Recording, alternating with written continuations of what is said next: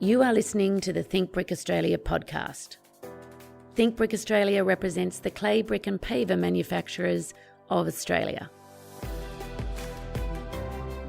Brick by brick, our podcast will discuss technical information and architectural case studies with special guests. I'm your host, Elizabeth McIntyre, the CEO of Think Brick Australia. On today's podcast, I'm going to talk a little bit about coping. And no, that's not with my personal life, but I'm going to talk about pool coping and how to best brick pave around your pool area.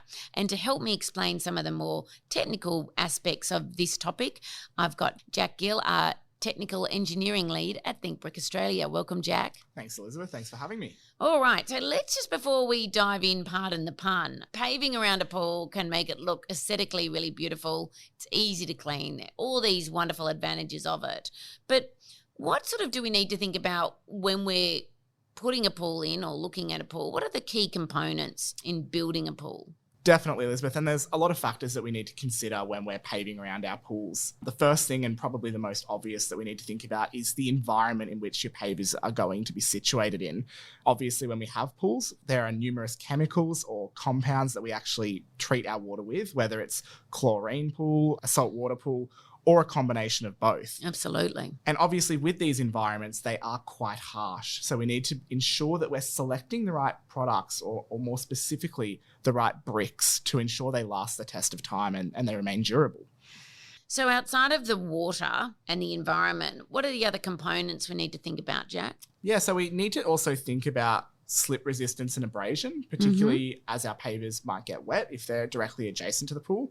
The other thing we need to think about as well is ensuring that our coping or our paving remains level around our pool and ensuring that we have a uniform surface that's not going to cause any hazards, particularly if we're looking at directly, again, adjacent to somewhere or a pool that someone could fall into. And we've said it before, but we'll say it again, mortar does matter. What do we need to think about with mortar around a pool? Absolutely, Elizabeth. I know we've touched on this topic before in other episodes of our podcast, but again, I mentioned that we're in a harsh marine or severe marine environment with the chemicals we're using in our pools. So what we actually need to specify, or what we recommend specifying when you're paving around your pool, would be M4 mortar.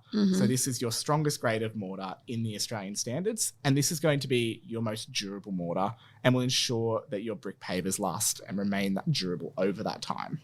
Now, one of the things that when we're thinking about pools and, you know, we've talked about mortars and the coping, but what impacts that is also the shape of the pool.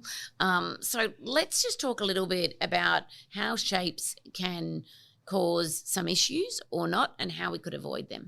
Yeah, definitely. So when it comes to shape, what we need to think about is how we geometrically arrange our pavers and how they will actually fit around our pool to give us that neat finish. It's worth mentioning at this point in time during our conversation that bricks do expand over time. We've touched on that before, but we really need to think about that expansion and how that plays into our paved surface. How we get around this and how we account for that expansion is we can actually specify expansion joints within our pavement or within our paved area of our pool. And what this actually allows us to do is separate sections of our pavement so that as those bricks expand over time, they don't actually bump into each other and erode away at the mortar and cause cracking. The worst thing you can get is a nasty crack along your beautifully paved pool. So by separating it into these sections, what we get is we get better flexibility in our pavement, and it allows it to actually respond as those bricks change subtly over a long period of time. Great points there, Jack. One of the questions I always get asked about from people that are building a pool or installing one is what about sealants around the edges of their pool? Yes, it's a great question. And as we mentioned before, you know, if you're paving around a pool, your bricks are going to be in constant contact with moisture and with water. And bricks are sponges. They do absorb that water over time. And you can get some, you know, issues with water absorption that lead to some stains like efflorescence, where you get that salt appearing on the top of your pavers.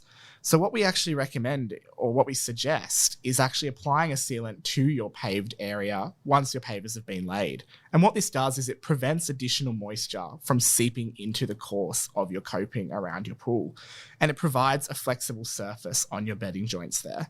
But it doesn't have to be used in areas that don't have that constant immersion. So it is optional, and it's just dependent on the environment that you're actually laying your bricks in. All right, so Jack, just if we take a little bit of a backstroke back or a swim back to look at what we need to think about when we're brick paving around our pool. I think you mentioned a couple of things, the environment, what is going to be making up, the actual water within the pool, whether that's chlorine or salt or a combination of both. That the pavers should generally be exposure grade given that environment, and also that mortar really matters. Here you've specified M4 mortar, which is sort of the strongest mortar that we have. We've talked a little bit about the impacts of the shape of the pool and how that can sort of impact the paving and what we can do to prevent that. And then just now we spoke about sealants and when they can be used. But as you know, Jack, I like to do other things whilst I'm listening to podcasts. So where can people go for more detailed information on coping with pools and pool coping? Our Think Brick Australia website would be the perfect place to go if anyone is searching for any information regarding paving around your pool. Specifically, Think Brick Australia does have a manual on clay paver coping on concrete pools in our technical section of our website. Thank you, Jack. You always make things a lot easier to understand. Thanks, Elizabeth.